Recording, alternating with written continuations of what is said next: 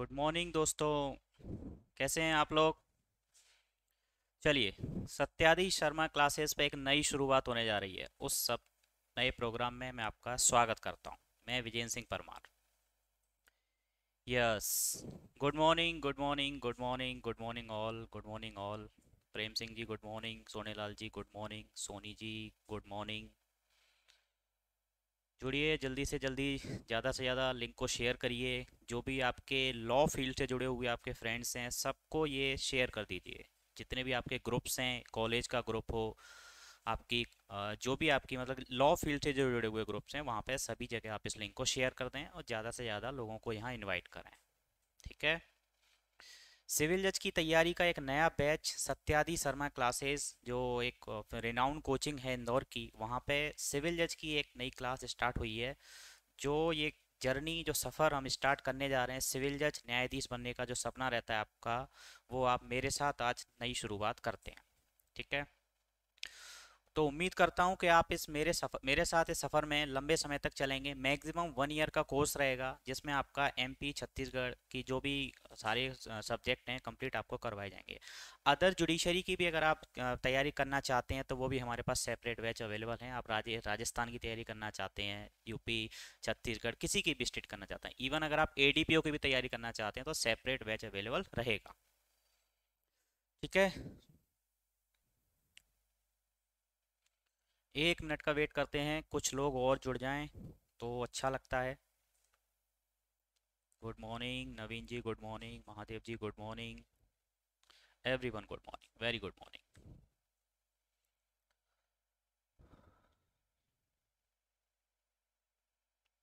नमस्कार कमल राज जी, प्रणाम, नमस्कार।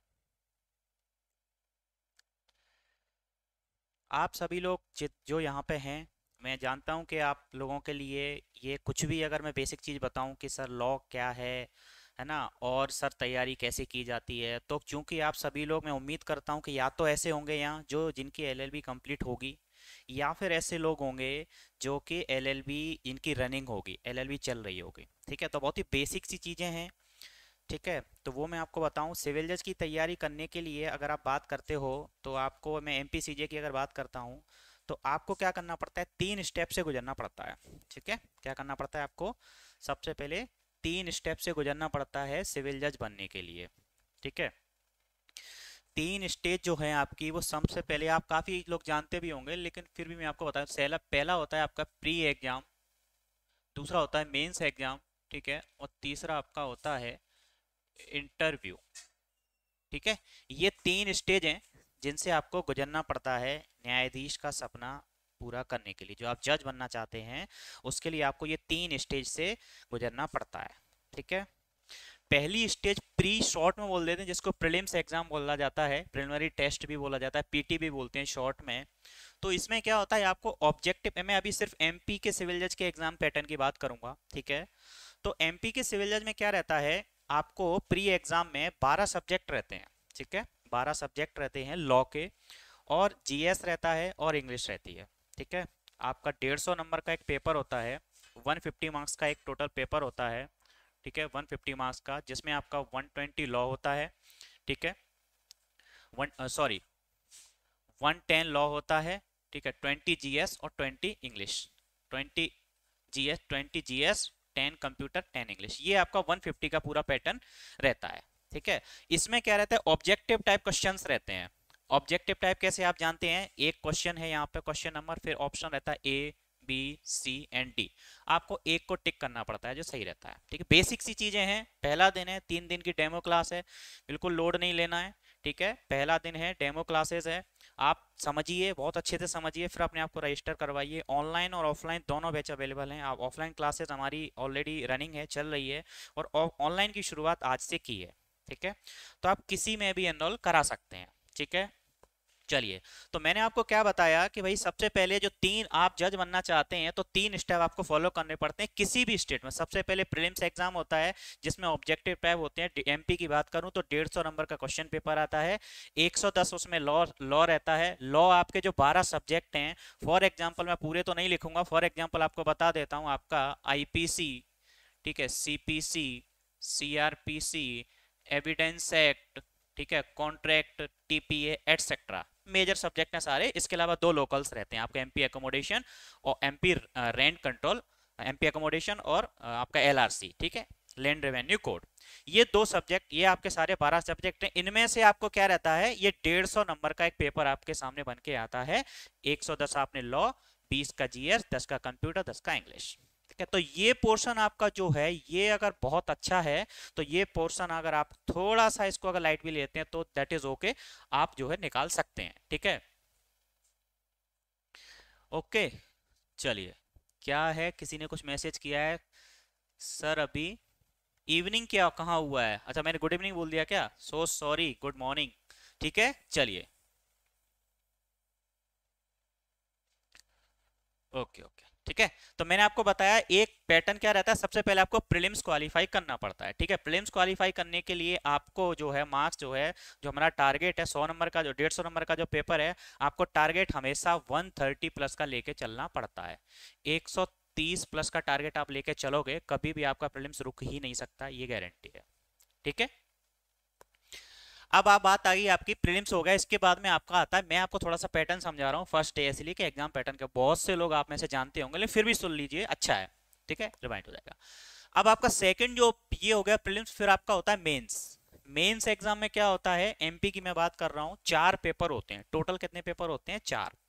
पहला पेपर जो होता है वो होता है आपका सिविल सब्जेक्ट का, दूसरा होता है आपका क्रिमिनल का, तीसरा होता है आपका, आप ऐसे नहीं बोलते उसको, आर्टिकल राइटिंग बोलते हैं, ठीक। आर्टिकल राइटिंग, उसमें समराइजेशन भी होता है, ट्रांसलेशन भी होता है, ठीक है। और चौथा आपका जो होता है उसको हम बोलते हैं जजमेंट राइटिंग, ठीक है। ये 4 पेपर होते हैं 100-100 नंबर के ईच पेपर, ठीक है। हर पेपर के जो है, हर पेपर जो है 100 नंबर का होता है, ठीक है। क्लियर है? बिल्कुल बिल्कुल बिल्कुल, बिल्कुल नहीं रुकेंगे, रुकना ही नहीं है, रुक जाना नहीं, थक जाना नहीं, ठीक है। 4 पेपर आपको समझ में आ गए, ठीक है। ये 4 पेपर होते हैं। अब सिविल वाले में क्या होता है, 100 नंबर का जो सिविल होता है उसमें क्या रहता है, 100 नंबर के सिविल में क्या रहता है, आपके जो 6 सब्जेक्ट हैं सिविल के, जैसे आपका कॉन्स्टिट्यूशन, सीपीसी, ठीक है, आपका कॉन्ट्रैक्ट एक्ट, टीपीए, ठीक है, लिमिटेशन, ये सारे सब्जेक्ट सिविल का 6 सब्जेक्ट का एक पेपर होता है। और बाकी के 6 सब्जेक्ट का एक पेपर होता है क्रिमिनल वालों का, उसमें आपका आईपीसी, सीआरपीसी, एविडेंस, वो सारा इंग्लिश वाले आ जाते हैं, ठीक है। चलिए, थर्ड वाले में क्या रहता है, थर्ड वाले में आपका आर्टिकल राइटिंग आता है, एक सोशल टॉपिक पे आता है और एक आपका लीगल टॉपिक पे आता है। सोशल टॉपिक कैसे हो गया, फॉर एग्जांपल मान लीजिए स्वच्छ भारत अभियान, तो स्वच्छ भारत अभियान क्या हो गया, एक सोशल टॉपिक है, ठीक है, सामाजिक टॉपिक है। सामाजिक विषय पे एक आर्टिकल आपको लिखने को आता है। आर्टिकल अगर समझ में नहीं आ रहा हो तो आप ऐसे समझ सकते हैं, निबंध समझ सकते हैं, क्लियर। चलिए, अब सेकंड जो लीगल टॉपिक रहता है, लीगल टॉपिक में जैसे फॉर एग्जांपल आपने एक अभी एक वर्ड बहुत ज्यादा यूज में आपको आ रहा होगा, यूसीसी, समान नागरिक संहिता, बहुत ज्यादा विरोध इस पे चल रहा है, समान नागरिक संहिता, ठीक है। यूसीसी जिसको बोलते हैं, uniform civil code, uniform civil code, समान नागरिक संहिता, ये क्या है फॉर, अब ये कैसा टॉपिक है, ये सोशल भी है, लीगल भी है, ये कॉमन है, ये सोशल में भी आ सकता है, ये लीगल में भी आ सकता है, ज्यादा चांस इसके लीगल में आने के रहते हैं। Free legal aid, free legal aid, निशुल्क विधिक सहायता, article 39A of Indian constitution, ठीक है। तो क्या कहता है कि फ्री लीगल एड, तो ये टॉपिक कौन सा हो गया, ये आपका हो गया लीगल टॉपिक, ठीक है। तो ये जस्ट बेसिक सी नॉलेज आपको दे रहा हूं, कुछ भी इसमें ऐसा नहीं है, ठीक है। चलिए, ये आपका हो गया थर्ड पेपर, ठीक है, मतलब टोटल 4 पेपर होते हैं, 1 2 3 4, ठीक है।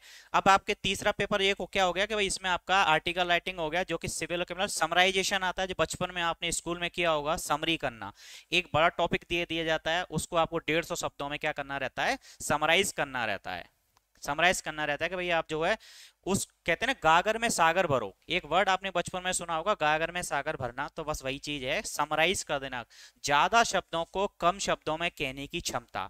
ये क्यों पूछा जाता है, ये इसीलिए पूछा जाता है क्योंकि जब आप जज बन जाएंगे तो बड़ी बड़ी प्लीडिंग आपके पास आएंगी, ठीक है, आपके पास क्या है, बड़ी बड़ी प्लीडिंग आएंगी, तो उन प्लीडिंग को एज इट इज जजमेंट में नहीं लिखा जाता, समराइज फॉर्म में लिखा जाता है, उनको शॉर्ट करके लिखा जाता है। तो इसलिए आपको इस पेपर के जरिए पहले ही, जज बनने से पहले ही आपको सिखा दिया जाता है कि आपको समराइज कैसे करना है।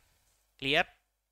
और दूसरी चीज जो आती है इसके अलावा, इसी पेपर में एक ट्रांसलेशन आता है हिंदी से इंग्लिश और इंग्लिश टू हिंदी, ट्रांसलेट आपको करना रहता है। तो जब भी आप लॉ की तैयारी करें, सिविल की तैयारी करें, तो थोड़ा सा वेटेज आपको हिंदी और इंग्लिश पे भी बनाए रखना चाहिए। इंग्लिश वाले हैं तो थोड़ा हिंदी पे भी फोकस करें, और इंग्लिश वाले हैं तो हिंदी पे फोकस करें, सिर्फ लॉ पे ही समराइज ना करें।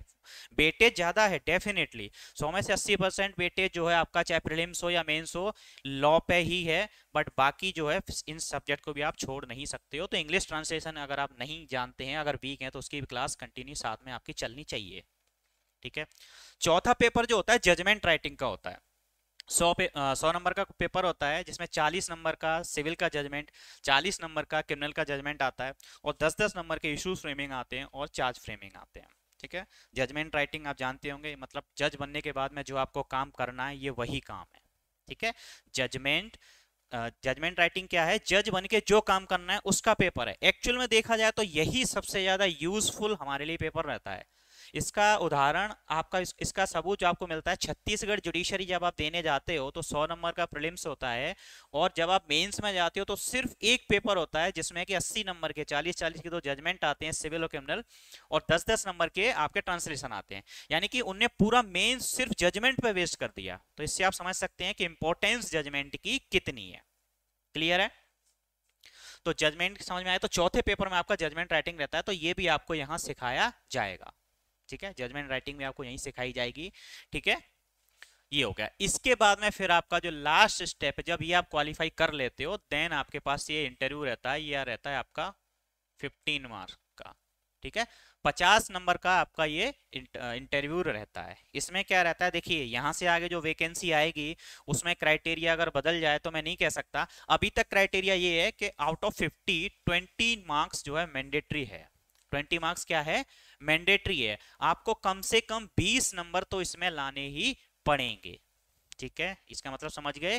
फिर मेंस में आपने जो है 400 में से चाहे जितने मार्क्स लाए, वो मिनिमम इंटरव्यू में 20 चाहिए। फिर दोनों को मिला के आपका वेटेज बनता है। प्री जस्ट क्वालिफाइंग एग्जाम है, सिर्फ आपको क्वालिफाई करना है। क्या करना है, सिर्फ आपको पास करना है। ये आपका सिलेक्शन नहीं करवाता, सिलेक्शन करवाता है मेंस प्लस इंटरव्यू।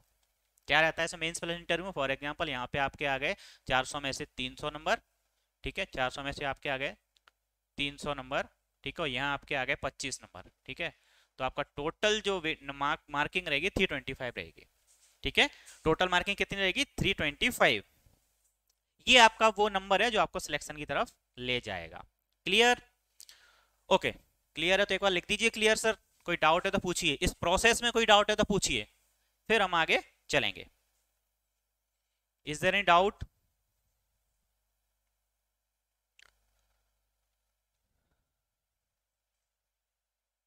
ओके, चलिए लेट्स मूव अहेड। ये तो ब्लैंक आ गया, कोई बात नहीं, आगे भरा हुआ भी आएगा। चलिए, हम लॉ वाले स्टूडेंट्स हैं, लॉ के बच्चे हैं।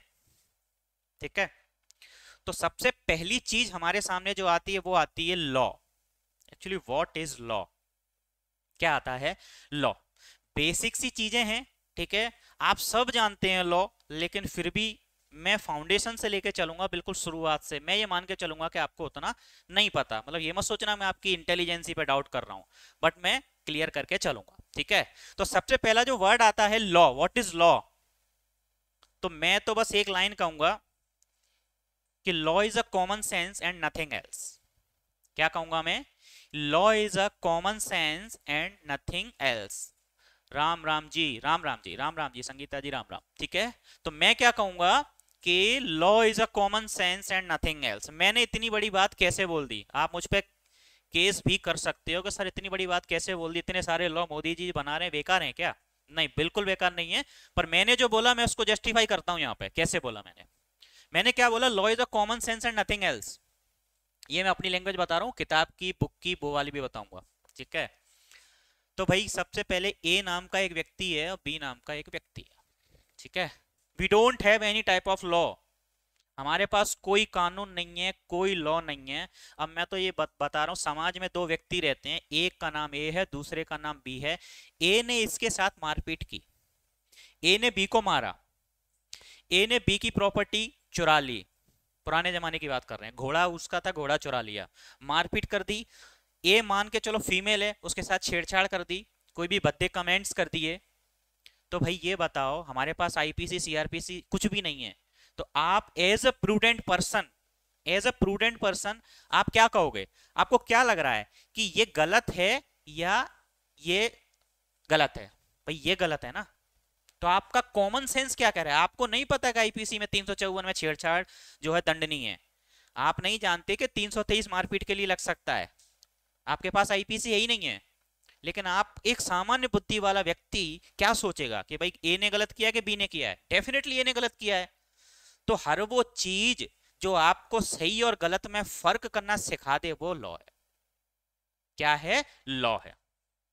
ठीक है, ये तो मैंने अपनी परिभाषा आपको बता दी।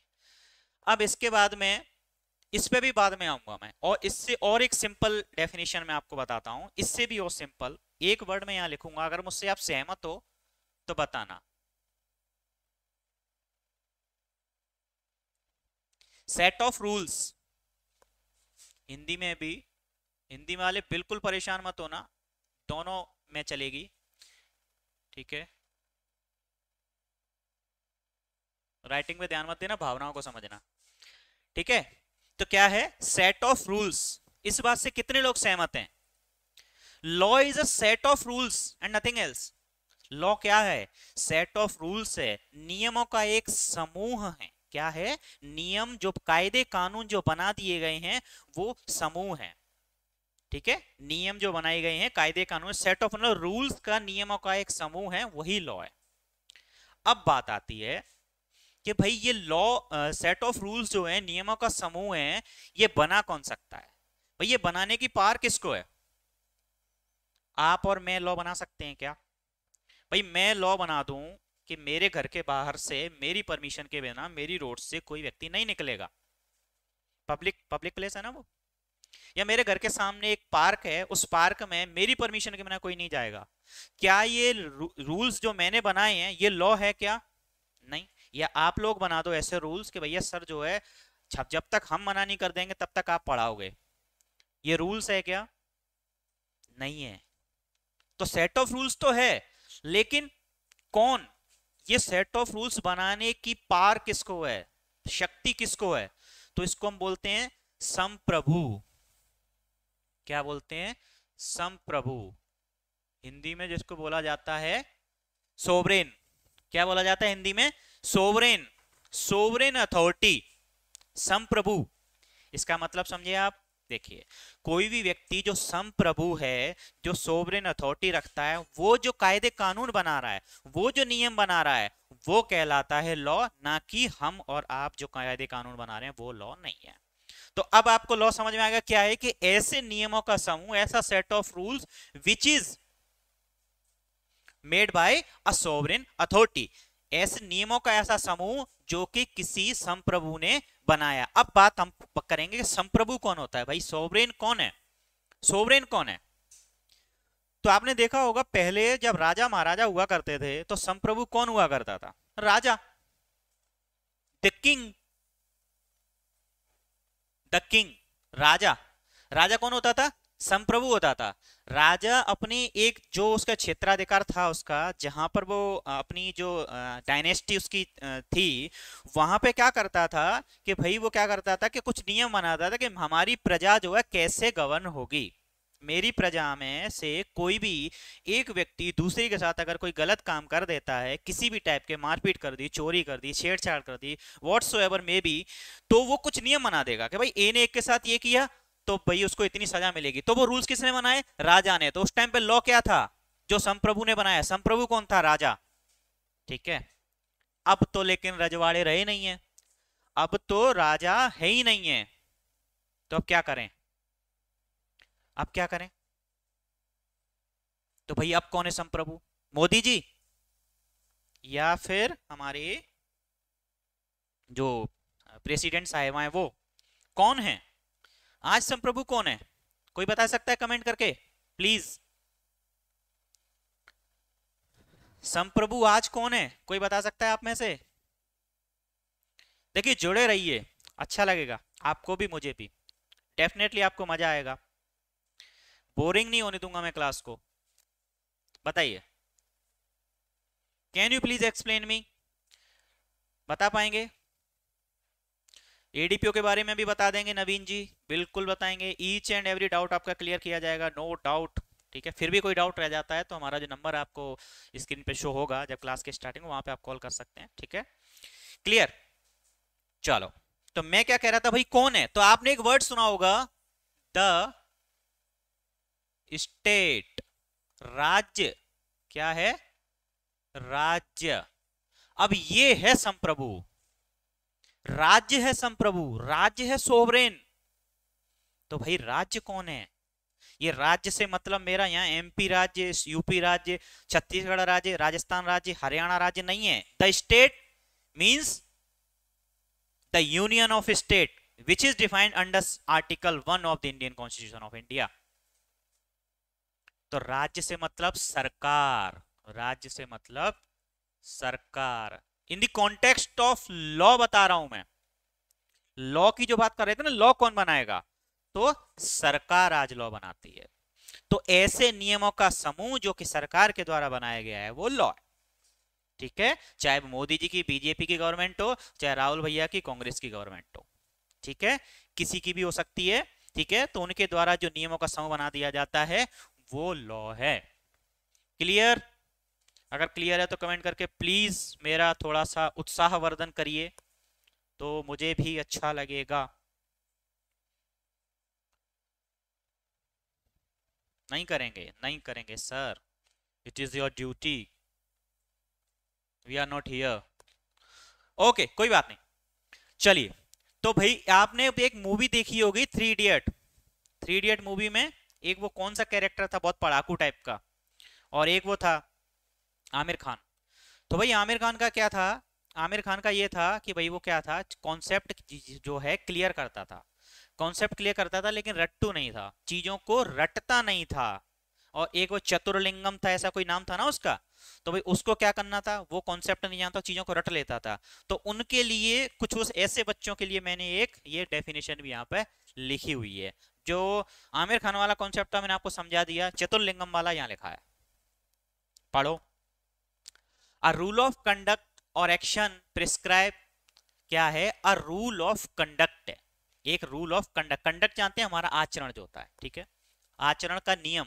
और एक्शन, क्या काम कर रहे हैं, कार्य, एक्शन।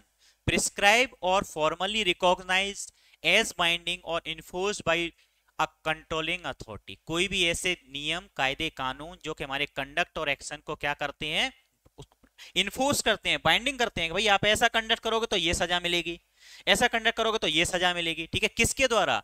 बाइंडिंग और enforce by a controlling authority. Controlling authority मतलब जो मैंने आपको संप्रभु अभी बताया, जो आपको मैंने सोवरेन की डेफिनेशन बताई, वो ये है। ठीक है, तो चतुर्लिंगम वाले स्टूडेंट जो है वो इसको लिख सकते हैं। ठीक है, बाकी आमिर खान वाला कॉन्सेप्ट मैंने आपको बता दिया है।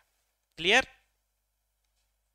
ठीक है, तो इससे ज्यादा लॉ देखो प्रीलिम्स में नहीं आएगा ये क्वेश्चन, ये क्वेश्चन प्री एग्जाम में नहीं आएगा कि व्हाट इज लॉ, मेंस में भी नहीं आएगा, लेकिन ये आपसे इंटरव्यू में पूछा जा सकता है कि भाई आप एलएलबी करके आए हो, आप एलएलएम करके आए हो, तो आप जरा हमें ये बता दो कि लॉ से आप क्या समझते हो। ठीक है, तो आप जो उसका आंसर कर पाएंगे। चलिए अब आगे बढ़ते हैं। अब नेक्स्ट क्वेश्चन हमारे सामने आता है, हमने देख लिया what is law, the next is types of law. विधि के प्रकार कितने होते हैं? वैसे तो बहुत सारे प्रकार होते हैं, ठीक है, लेकिन हम अपनी थोड़ी रिलीवेंसी रखेंगे, रिलीवेंसी रखेंगे, क्योंकि हम यहाँ पे जो पढ़ रहे हैं, हमारा पर्पस है एग्जाम को क्वालिफाई करना और जज बनना। ठीक है, तो टाइप्स ऑफ लॉ मैं आपको बताता हूं, तो सब आप देख पा रहे होंगे स्क्रीन पे। द पहला है सब्सटेंटिव लॉ। क्या है? Substantive law. इसको क्या बोलते हैं हम? इसको बोलते हैं मूल विधि। क्या बोलते हैं? मूल विधि या मौलिक विधि भी इसको बोला जाता है। सब्सटेंटिव लॉ को क्या बोला जाता है? मूल विधि या मौलिक विधि।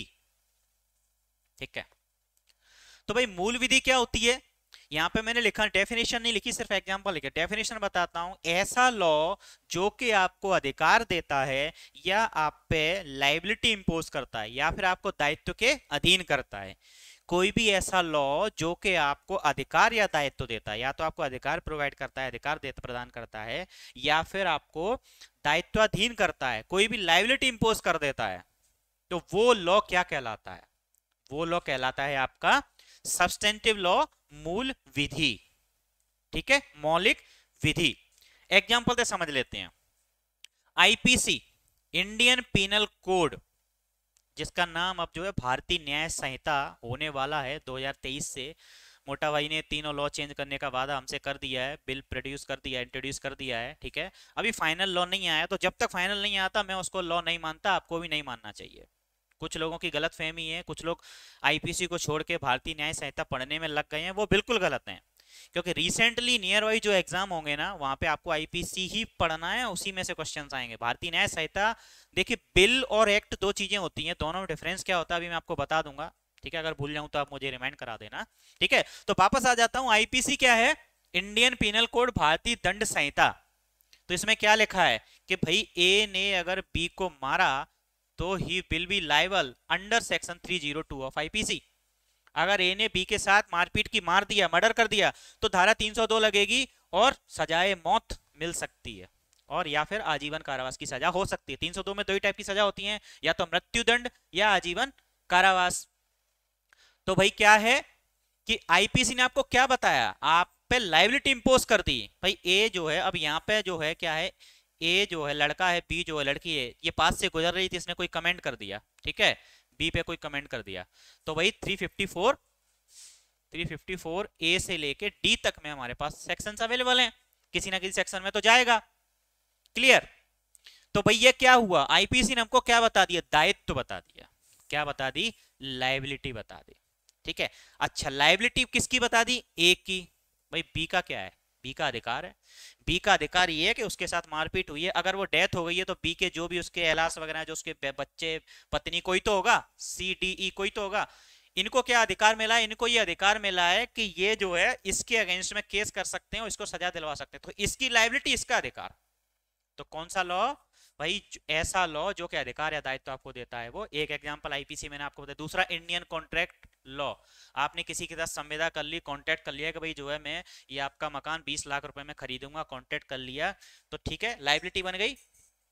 भाई खरीद लिया, 20 लाख होने का, एक मैं आपका मकान जो 20 लाख रुपए में खरीदूंगा, तो भाई एक एक दूसरे के अगेंस्ट में अधिकार मिल रहा है और एक दूसरे के अगेंस्ट में लाइबिलिटी मिल गई।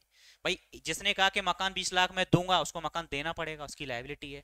सामने वाले ने कहा मैं 20 लाख रुपए दूंगा, तो उसकी लायबिलिटी है। अधिकार क्या मिलेगा? एक को 20 लाख रुपए मिल जाएंगे, एक को मकान मिल जाएगा।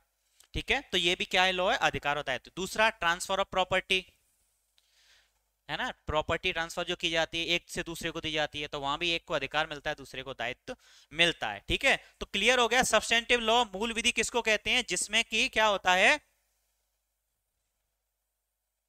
जिसमें कि आपको अधिकार और दायित्व के बारे में बताया जाता है। अब बात आते हैं प्रोसीजरल लॉ। क्या? प्रोसीजरल लॉ, इसको बोलते हैं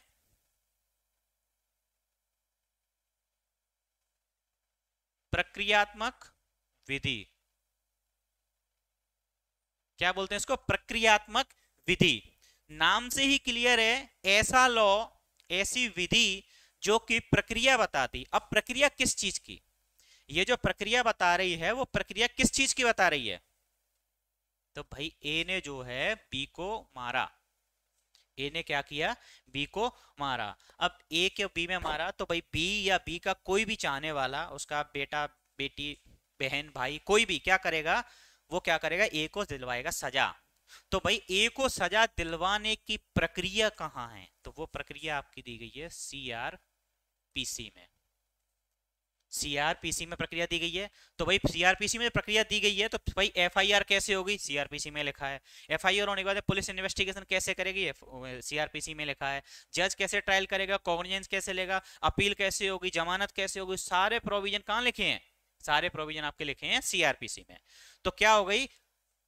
जो सब्सटेंटिव लॉ है, मूल विधि है, उसमें जो अधिकार और दायित्व दिए गए हैं, उन अधिकारों और दायित्वों को प्रवृत्त कराने के लिए, लागू कराने के लिए जो लॉ बनाए गए हैं वो लॉ कहलाते हैं प्रोसीजरल लॉ, यानी कि क्या कहते हैं, प्रक्रियात्मक विधि। तो मैंने आपको बताया आईपीसी की प्रक्रिया कहाँ है, सीआरपीसी में, क्रिमिनल के लिए। सिविल के लिए भाई कॉन्ट्रैक्ट लॉ और टीपी लॉ, ये सिविल लॉ है, तो सिविल लॉ की प्रक्रिया कहाँ है, तो एक कहावत है, CPC is the mother of all civil laws. एक लाइन ध्यान रखना आप, CPC is the mother of all civil laws. CPC क्या है, सभी भी सिविल कानून है उनकी मां कहलाती है, क्योंकि सारे सिविल कानून की प्रक्रिया कहां दी गई है, सीपीसी में। ठीक है, तो भाई इंडियन कॉन्ट्रैक्ट एक्ट लॉ में हमें कोई राइट मिला, टीपी में कोई राइट मिला, या अदर किसी लॉ में हमें कोई राइट मिला, तो वो राइट हम इन्फोर्स किस प्रोसीजर के थ्रू करवा सकते हैं, प्रक्रिया क्या होगी, कोर्ट में कैसे जाएंगे, ज्यूरिडिक्शन कहां पे होगी, वो सब हमको कौन बताएगा, वो सीपीसी बता देगी। तो आईपीसी की प्रक्रिया सीआरपीसी में, इनकी प्रक्रिया सीपीसी में। अब बचा हमारे पास, क्या बचा, एविडेंस एक्ट। तो भाई कोई मुझे बता पाएगा आप में से, क्योंकि बिल्कुल सारे न्यू स्टूडेंट्स तो नहीं होंगे, मैं उम्मीद करता हूं, अगर हैं तो कोई इशू नहीं है, हम शुरू से पढ़ रहे हैं, तो कोई बता सकता है कि भाई ये जो एविडेंस एक्ट है, एविडेंस एक्ट क्या है, एविडेंस एक्ट क्या है, प्रोसीजरल लॉ। वैसे तो लिखा ही मैंने प्रोसीजरल में, तो आप सब लोग समझ रहे हैं कि डेफिनेटली प्रोसीजरल है, ठीक है। तो प्रोसीजरल लॉ है, मैं आपको बता देता हूं, ये दोनों के लिए कॉमन है, जैसे कि आईपीसी क्रिमिनल के लिए सीआरपीसी था, क्रिमिनल के लिए प्रोसीजर सीआरपीसी में बताई गई थी, सिविल के लिए प्रोसीजर आपकी सीपीसी में बताई गई थी, लेकिन एविडेंस एक्ट में जो है ये दोनों के लिए है। एविडेंस एक्ट किसके लिए है, एविडेंस एक्ट आपका सिविल पे भी लागू होता है, एविडेंस एक्ट आपका क्रिमिनल पे भी एज इट इज लागू होता है। Thank you sir ji, thank you Mahadev ji. ठीक है, तो मैं क्या कह रहा हूं, एविडेंस एक्ट दोनों पे एज इट इज लागू होता है, ठीक है। क्यों भाई, एविडेंस कैसे लिया, एविडेंस की जरूरत क्यों पड़ी भाई, आप जो है ए, हमने क्या किया, ए में पता चल गया कि जो है ए ने बी को मारा है, तो 302 में वो दंडनीय होगा। प्रक्रिया एफआईआर कैसे होगी, पुलिस कैसे इन्वेस्टिगेशन, ये सब कहां लिखा है, ये आपका सीआरपीसी में लिखा हुआ है, ठीक है। ये कहां लिखा है, ये सीआरपीसी में लिखा हुआ है, ठीक है। तो भाई अब सीआरपीसी में अब ये लिखा हुआ है, तो अब बात आएगी कि भाई जज को कुछ चाहिए है। आपने एक देखा होगा, न्याय की मूर्ति देखी होगी आपने, न्याय की मूर्ति में आपने देखा होगा कि भाई दोनों हाथों में उसके तराजू है और आंखों पे बंधी है पट्टी। क्यों बंधी है, कि भाई उसको ये नहीं देखना, सामने हो सकता है उसका खुद का भाई, उसका खुद का बेटा, उसका खुद का पिताजी, या कोई भी खड़ा हो सकता है, या रिलेटिव हो सकता है, या कोई अननोन हो, उसको देखना ही नहीं है कि सामने कौन खड़ा है, इसलिए पट्टी बंधी है और हाथों में है तराजू। भाई तराजू क्यों, तराजू मतलब इसलिए कि आंखों से मत देखो, आप वेट करो। वेट कैसे करेंगे, एविडेंस, जिसके पलड़े में ज्यादा एविडेंस उसके फेवर में आपको जजमेंट देना है। इज इट क्लियर भाई, भाई इसके पलड़े में ज्यादा है तो इसके फेवर में दे दोगे, इसके में ज्यादा है तो इसके फेवर में दे दोगे, ठीक है, ये है। तो भाई वो जो एविडेंस जो आएगा, एविडेंस कैसे आएगा, कौन सा एविडेंस होगा, भाई ये एडवोकेट तो कुछ भी एविडेंस लाते हैं, पुलिस वाले तो कुछ भी एविडेंस लाते हैं, उसमें से कितना हम एडमिट करेंगे और कितना मना कर देंगे कि भाई ये तो बेकार का है, काम का कितना है, छांटेंगे कैसे, और किस एविडेंस पे रिलाई कब करेंगे, कौन सा रिलीवेंसी रखता है, कौन सा एविडेंस ऐसा है जिसके दम पे हम सजा दे सकते हैं, ये सब डिसाइड कैसे होगा, ये सब डिसाइड करेगा आपका इंडियन एविडेंस एक्ट। क्लियर, यहां तक कोई डाउट है तो प्लीज कमेंट करें, फिर मैं आगे बढ़ रहा हूं, ठीक है। एक चीज और बता देता हूं, एविडेंस एक्ट, पूरा एविडेंस एक्ट वैसे देखा जाए तो प्रोसीजरल लॉ है, लेकिन इसके 3 सेक्शन हैं जो अपवाद हैं, जो एक्सेप्शन है, जो बात करते हैं आपके सब्सटेंटिव लॉ, 115, 116 और 117।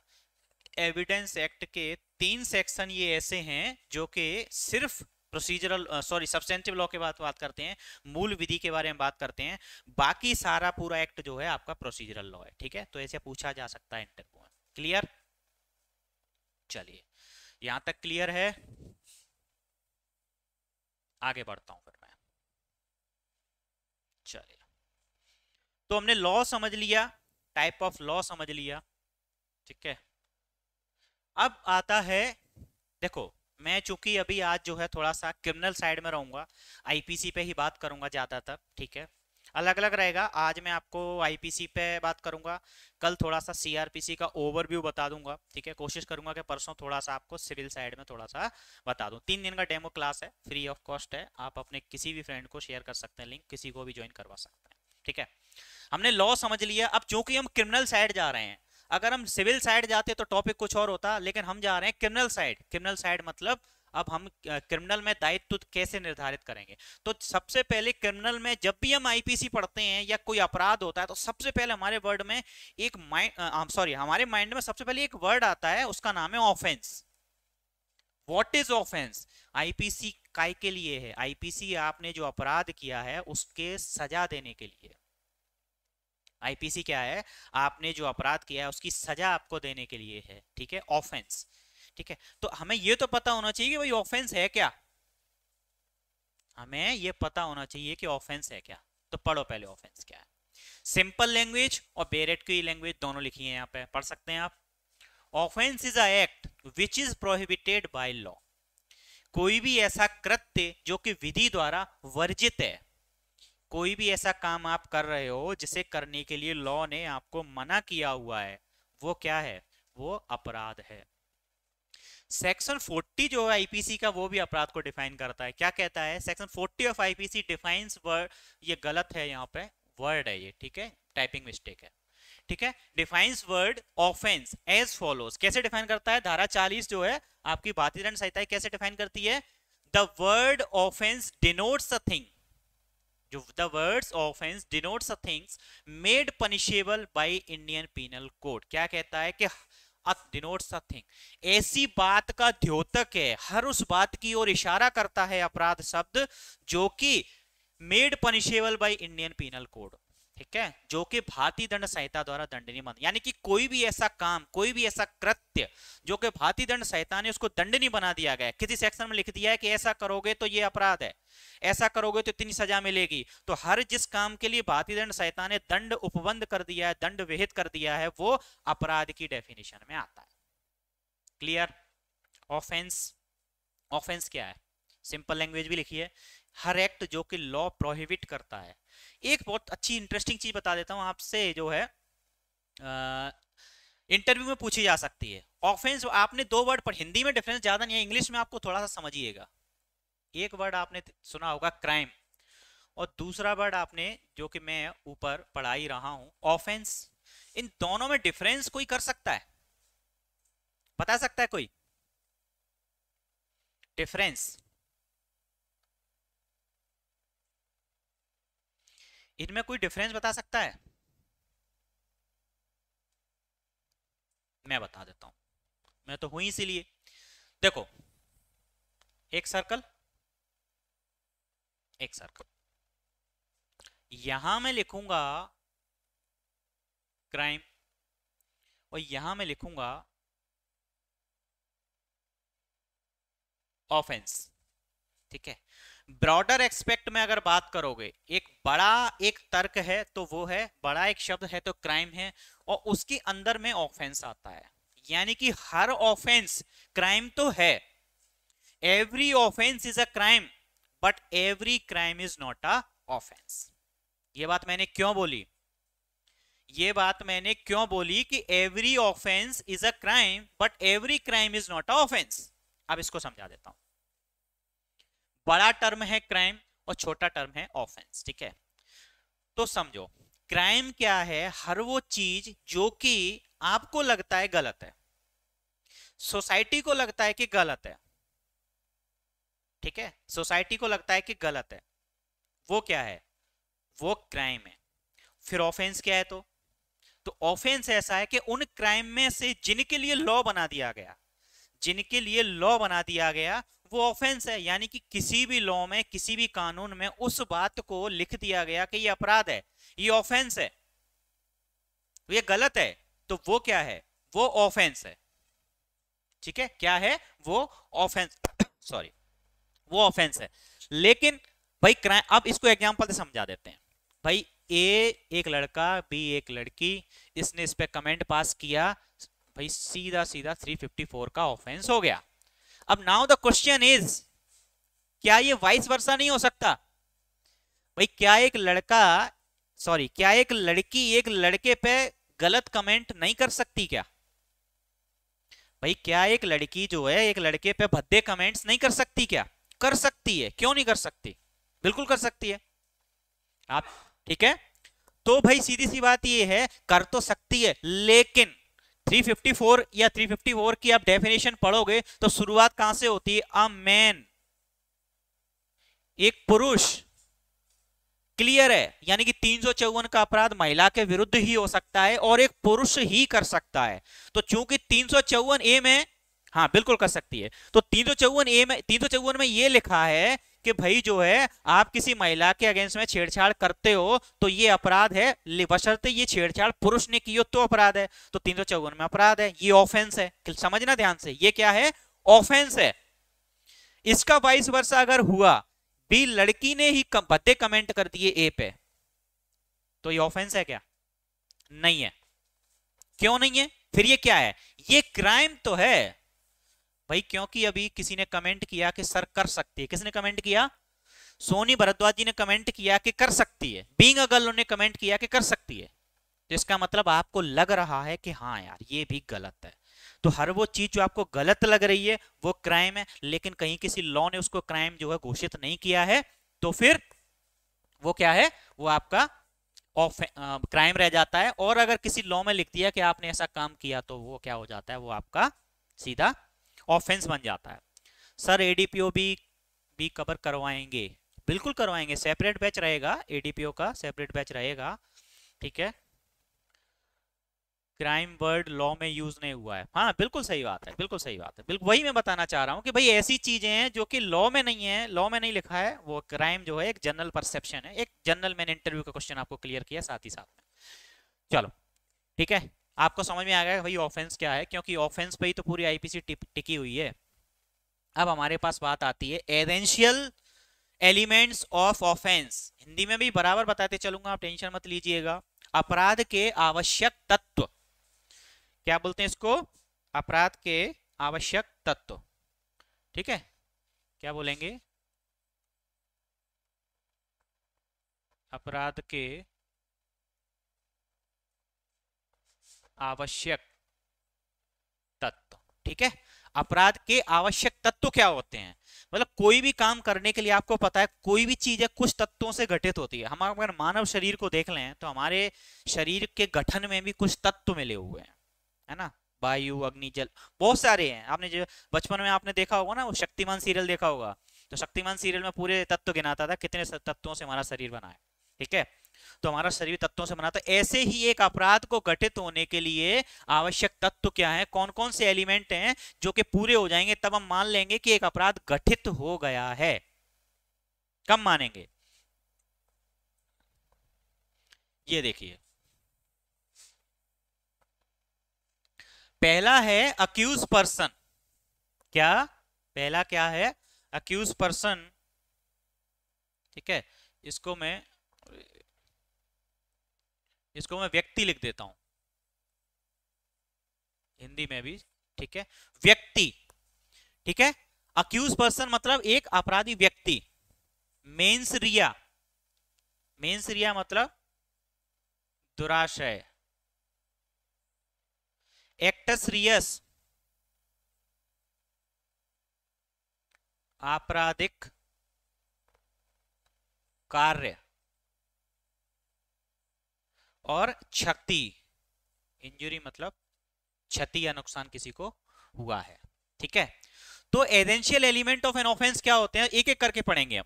सबसे पहले एक्यूज पर्सन, एक व्यक्ति होना चाहिए। ठीक है, एक व्यक्ति होगा, क्योंकि फॉर एग्जांपल मान के चलो आप जो है मंदिर जा रहे थे या रोड पे कहीं भी जा रहे थे, पीछे से गाय भैंस सांड जो भी आया उसने आपको पीछे से ऐसे हिट किया और आप गिर के दूर गिर गए और आपकी जो है कुछ भी ऐसा एक्सीडेंट हुआ कि आपकी डेथ हो गई। ठीक है, कुछ भी ऐसा हुआ कि आपकी डेथ हो गई, तो क्या आप उस सांड को, गाय को, भैंस को पनिशेबल कर सकते हो? आईपीसी में 302 का चार्ज लगवा सकते हो क्या? नहीं लगवा सकते।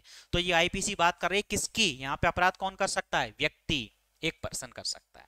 ठीक है, दूसरा है मेंसरिया।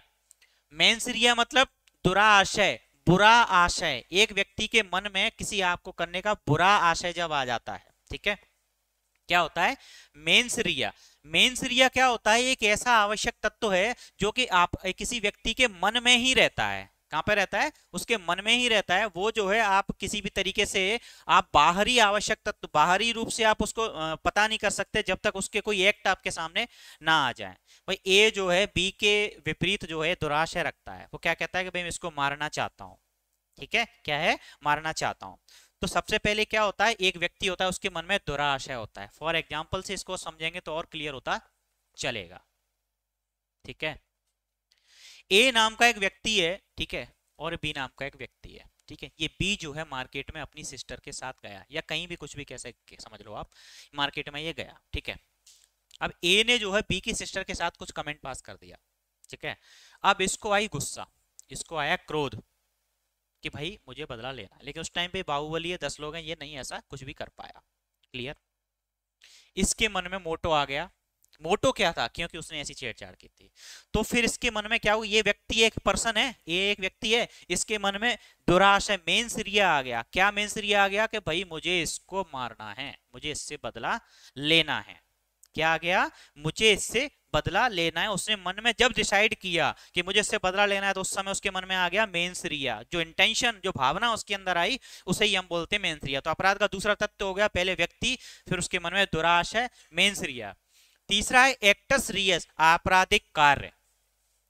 भाई मेंसरिया अपने आप में मन में होना कोई दोषी नहीं है। भाई मैं मन में क्या सोचता हूं? मैं तो रोज 10 लोगों को मन ही मन में मारने की सोचता हूं, लेकिन क्या क्या मैंने मार दिया? क्या ऐसे नहीं मार पाया ना? तो फिर उसके लिए क्या करना पड़ेगा आपको?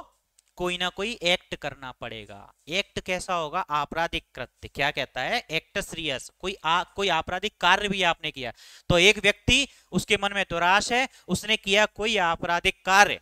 क्या आपराधिक कार्य? ए ने मन बना लिया था, सॉरी बी ने मन बना लिया था कि मुझे ए को मारना है क्योंकि ए ने छेड़ा था उसकी बहन को। बी ने मन बना लिया था, बी व्यक्ति है, मन में इंटेंशन आया, टिमेंसरी आ गया, उसने अपराध कैसे कुछ भी मारेगा। मारेगा तो क्या करेगा भाई? अगर डंडे से मारेगा तो डंडा डंडा चलाएगा, मारेगा, गोली मारेगा, हॉकी मारेगा, लात मुक्के में कुछ तो करेगा। तो वो जो एक्ट क्या है? वो आपराधिक कृत्य है। वो क्या है? आपका एक्ट सीरियस है। और उस व्यक्ति जो एक्ट वो करेगा, आपराधिक कृत्य, उससे सामने वाले को डेफिनेटली नुकसान होगा ही होगा। या तो उसको या समाज को। नुकसान किसी को भी हो सकता है, या तो उसको या समाज को। ठीक है, तो भाई आपको समझ में आया एसेंशियल एलिमेंट ऑफ ऑफेंस क्या होते हैं? 4 होते हैं। एक व्यक्ति, उसके मन में दुराश है, मेंसरिया, तीसरा एक्टस रियस, और चौथा क्षति।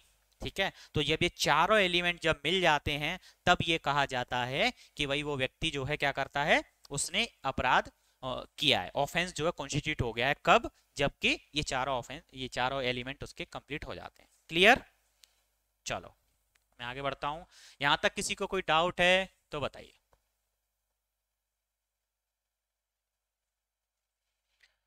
नहीं है? Very good. चलो अब हम आगे बढ़ते हैं। Step of offence.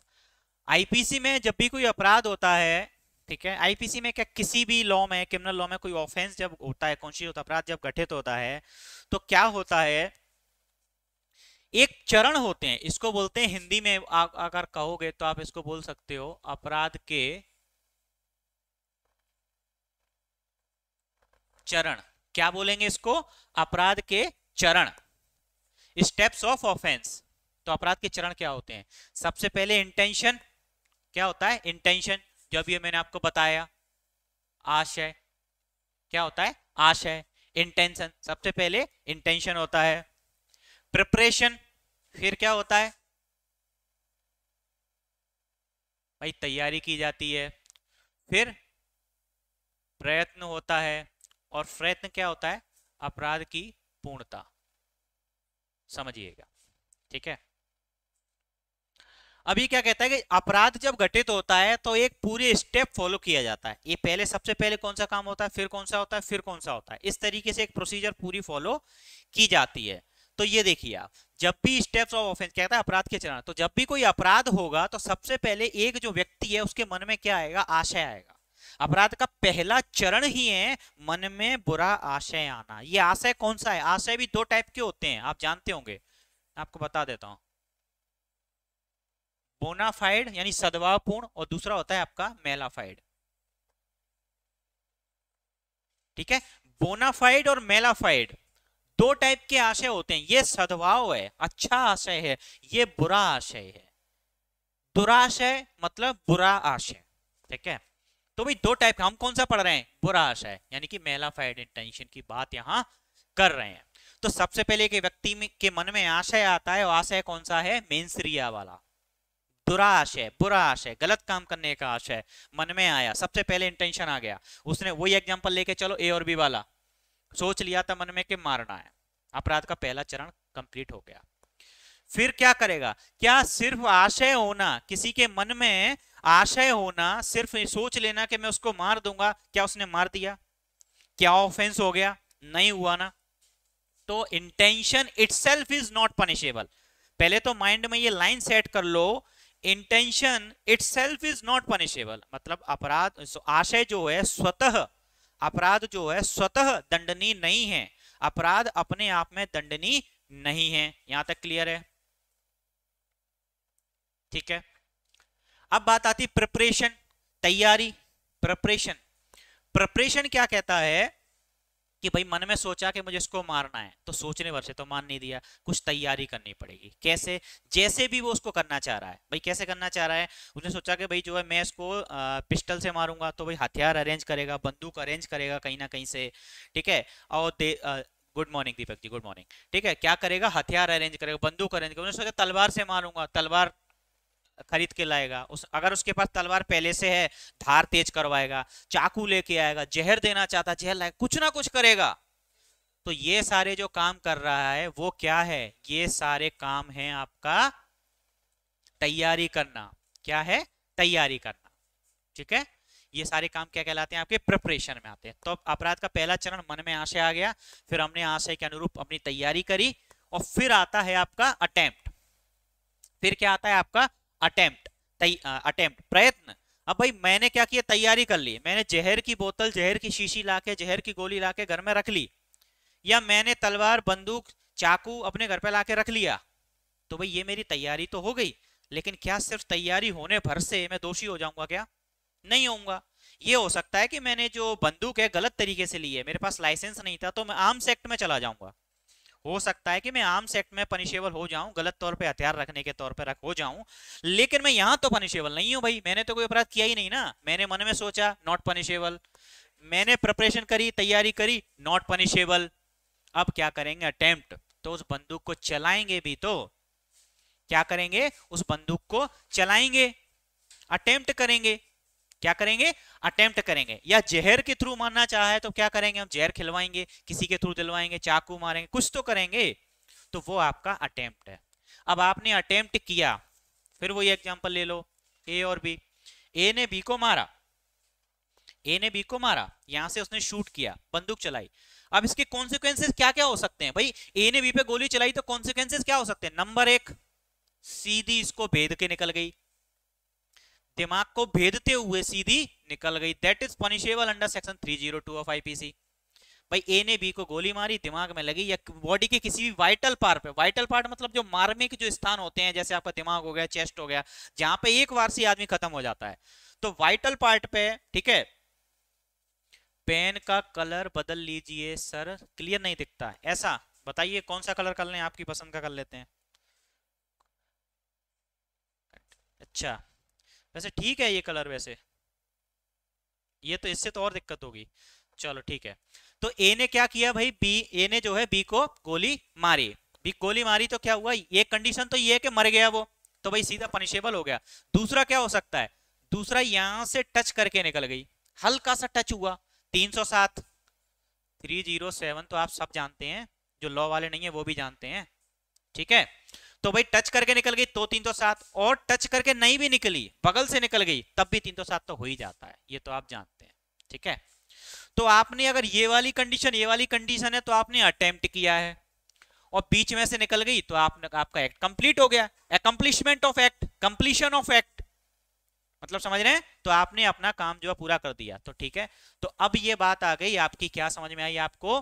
कि जो है अपराध के चरण 4 होते हैं। सबसे पहले इंटेंशन, मन में किसी व्यक्ति के आशय आता है कोई भी गलत काम करने का, फिर वो प्रिपरेशन करता है, उस आशय के अनुरूप तैयारियां करता है, अटेम्प्ट करता है, प्रयत्न करता है, और अकम्प्लिशमेंट, फिर कंप्लीशन ऑफ एक्ट है। अब इन चारों में कौन सी चीज पनिशेबल है, कौन सी पनिशेबल नहीं है, कौन से चरण तक आपको सजा हो सकती है, कौन से चरण पे आपको सजा नहीं हो सकती, ये चीज मैं बता देता हूं।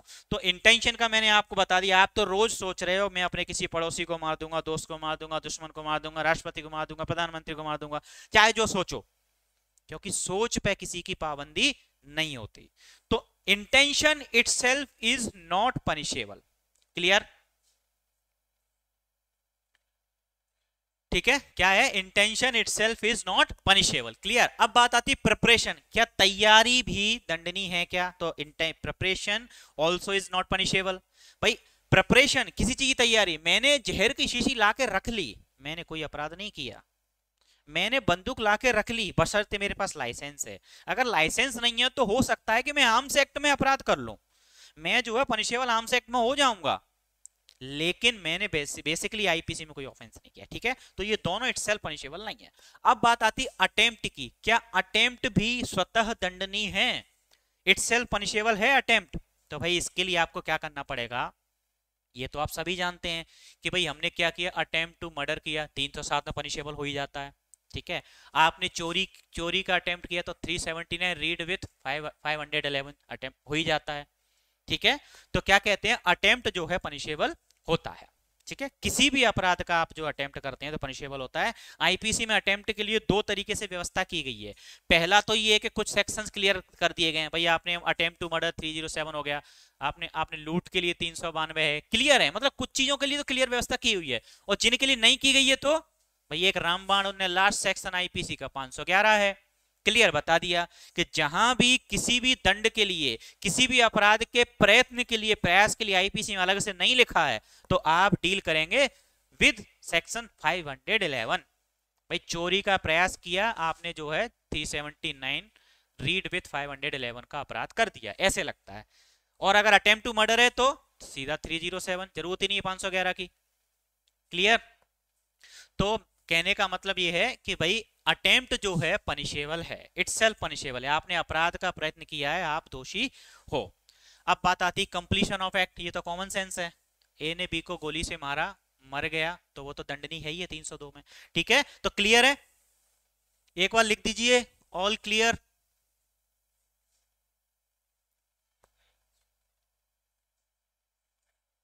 ओके, अच्छा, ऐसा समय की सीमा को मद्देनजर रखते हुए आज की क्लास को यहीं पे वाइंड अप करना पड़ेगा। ठीक है, ऐसे कुछ साइंस मुझे मिल गए हैं कि समय अभाव है, तो यहां से आगे हम कंटिन्यू करेंगे। ठीक है, we will continue from tomorrow from the topic theory of punishment. ठीक है, थ्योरी ऑफ पनिशमेंट से कल कंटिन्यू करेंगे। 3 दिन की डेमो क्लास है, फ्री ऑफ कॉस्ट है। ठीक है, तैयार रहिए, रेडी रहिए, कल 11 बजे मिलेंगे। थैंक यू सो मच आज मेरे साथ बने रहने के लिए, धन्यवाद।